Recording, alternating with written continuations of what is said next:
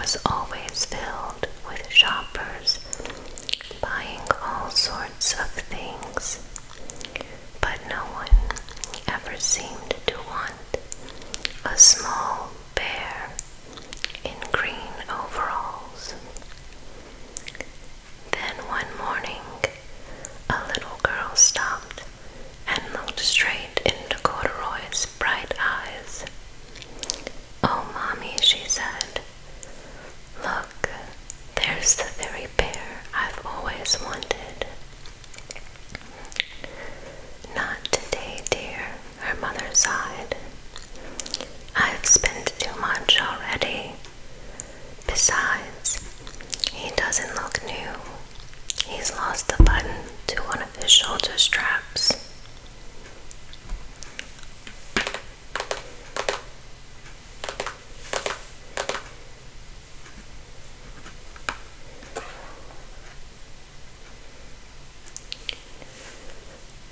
Corduroy watched them sadly as they walked away. "I didn't know I'd lost a button," he said to himself. "Tonight I'll go see if I can find it."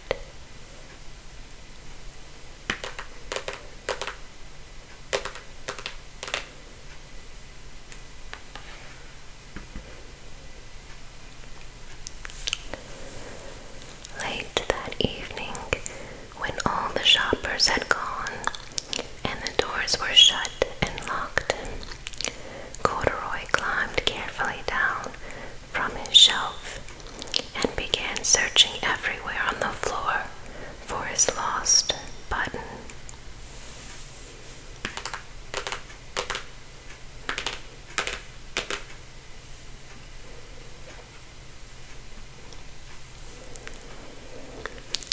Suddenly, he felt the floor moving under him. Quite by accident, he had stepped onto an escalator, and up he went. Could this be a mountain, he wondered. I think I've always wanted to climb a mountain.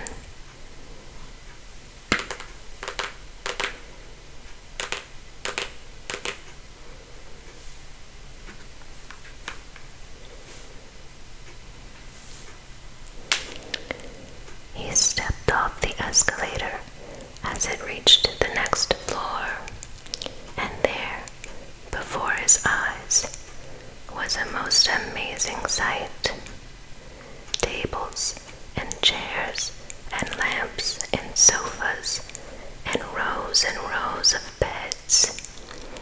"This must be a palace," Corduroy gasped. "I guess I've always wanted to live in a palace."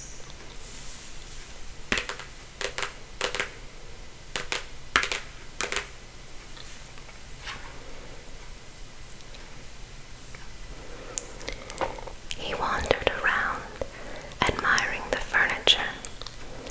"This must be a bed," he said. "I've always wanted to sleep in a bed." And he crawled onto a large, thick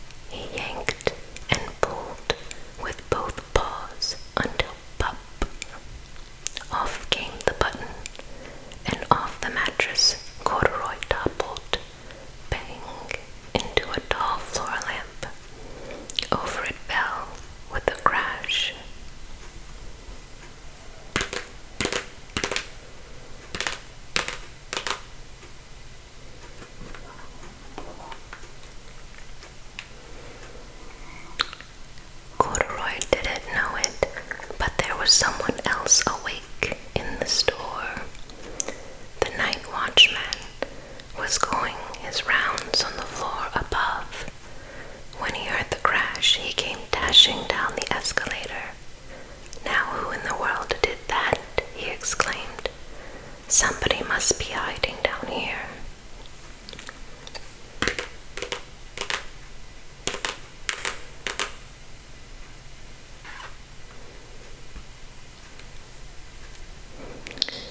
He flashed his light under and over sofas and beds until he came to the biggest bed of all, and there he saw two fuzzy brown ears sticking up from under the cover. "Hello," he said. "How did you get upstairs?"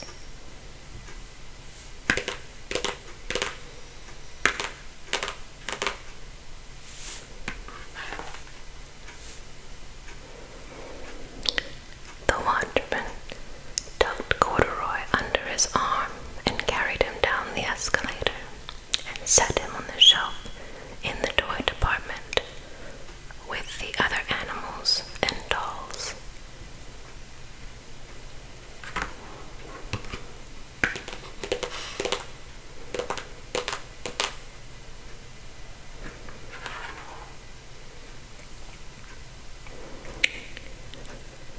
Corduroy was just waking up when the first customers came into the store in the morning, and there, looking at him with a wide, warm smile, was the same little girl he'd seen only the day before.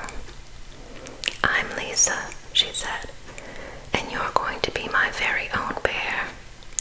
Last night, I counted what I'd saved in my piggy bank, and my mother said I could bring you home."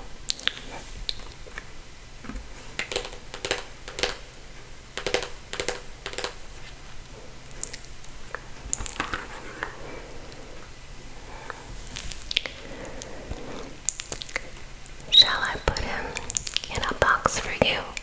the sales lady asked. "Oh, no, thank you," Lisa answered, and she carried Corduroy home in her arms. She ran all the way up 4 flights of stairs into her family's apartment and straight into her own room.